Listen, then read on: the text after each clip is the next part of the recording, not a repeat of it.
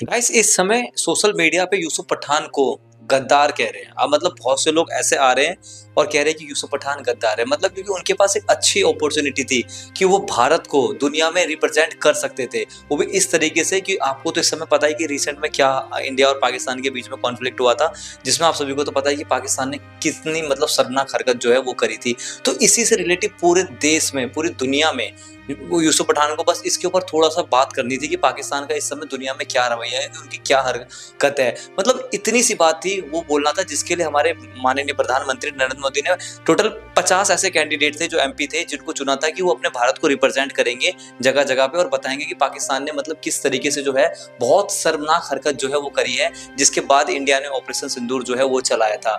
लेकिन इसके लिए यूसुफ पठान ने क्या करा कि उन्होंने साफ साफ मना कर दिया। उन्होंने मना कर दिया और उन्होंने बोला कि जो मेरी टीएमसी की जो पार्टी है, लीडर ममता बनर्जी, मतलब उन्होंने मुझे परमिशन नहीं दी है। और जो ममता बनर्जी है, मतलब उन्होंने खुद बोला कि मतलब अभी आप मत जाओ, क्योंकि हमें ऊपर से जो है केंद्र से हमें ऑर्डर नहीं आई जो कि हम जाए और हम आपको परमिशन दे। मतलब अब सोचने की बात है यार कि इंडिया को उस जगह पर रिप्रेजेंट करना था, यहाँ पर एक भी पार्टी नहीं देखी गई है। क्योंकि आपको पता ही है वो जो एआईएम के वो हैं ओवैसी और साथ साथ आपके शशि थरूर कांग्रेस के, मतलब ऐसे ऐसे लोग गए हैं मतलब इंडिया को रिप्रेजेंट करने जो बीजेपी के पूरे अगेंस्ट में। लेकिन ऐसे में यूसुफ पठान को अच्छा मौका था कि वो इंडिया को बहुत अच्छे तरीके से रिप्रेजेंट कर सकते थे, लेकिन उन्होंने नहीं करा, उन्होंने साफ साफ मना कर दिया। तो इसके बाद बहुत से लोग बोल रहे थे कि नहीं भाई, ये यूसुफ पठान जो है इसके अंदर कहीं ना कहीं गद्दारी जो है वो भरी हुई है। नहीं यार, मैं सच में यार मैं खुद शॉक्ड होकर हैरान हो गया। आपको तो पता था कि रिसेंट में भी बंगाल में क्या मतलब मुर्शिदाबाद में किस तरीके से हमले वगैरह जो हो रहे थे, उसके बाद भाई यूसुफ पठान की पिक्चर आ रही थी, वहां पे वो चाय पीते दिखाई दे रहे थे। मतलब यार वो खुद बंगाल के एमपी है और उसके बाद उनका जो रवैया ऐसे हो।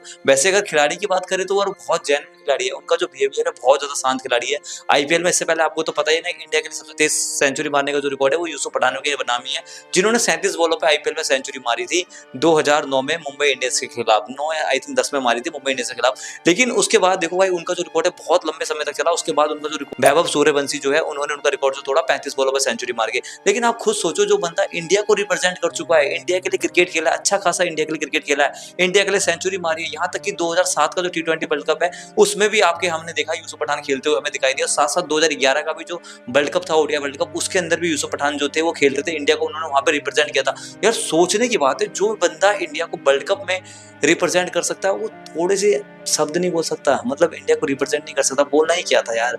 सबको पता है कि पाकिस्तान ने कैसी हरकत करी है, जिस तरीके से पाकिस्तान ने हरकत की थी, तो सच में यार हर दुनिया का कोई बच्चा बता देगा कि पाकिस्तान देश इस वक्त कैसा देश है और वो क्या चाहता है इंडिया से, मतलब क्यों इंडिया पे किस लिए अटैक कर रहा है। मतलब इतनी सी बात को मतलब उनको बोलना था, लेकिन उन्होंने साफ साफ जो है अपने उन्होंने बोल दिया कि मैं नहीं बोल सकता, क्योंकि मुझे ऊपर से ऑर्डर नहीं आया। मतलब मेरी पार्टी जो है, पार्टी को मतलब केंद्र ने जो है बोला नहीं है, तो इसीलिए मैं भी जो है बोल नहीं सकता। मतलब इस उनकी जो माइंड सेट है, उसके बाद से जो बहुत से लोग हैं वो यूसुफ पठान को मतलब बोल रहे हैं कि नहीं यार, ये बंदा जितना अच्छा क्रिकेटर था उतना अच्छा एक पॉलिटिशियन नहीं है, ना ही इतना अच्छा वो इंसान है। वैसे इंसान वो अच्छे होंगे, उनकी पर्सनल चॉइस है, जो भी हो, हमें नहीं पता कि वो इंसान किस तरीके के। लेकिन जहां पे अगर इंडिया को रिप्रेजेंट करने का मौका मिलता है तो वहां पे यार हर कोई बोलता है कि नहीं यार, अभी भारत देश पहले है, उसके बाद ही कुछ और चीज है। तो पहले बंदा जाता है अपने इंडिया को रिप्रेजेंट करेगा, या किसी भी कंट्री से बिलोंग करता है तो पहले वो अपनी कंट्री के लिए जो है पूरी जान लगाएगा। लेकिन जब इतनी अच्छी अपॉर्चुनिटी मिली थी यूसुफ पठान को, वो एमपी है वेस्ट बंगाल के, और इतना अच्छा मौका जो उनको केंद्र ने दिया था कि जाओ और जाके बोलो, लेकिन उसके बाद यूसुफ पठान ने मना कर दिया।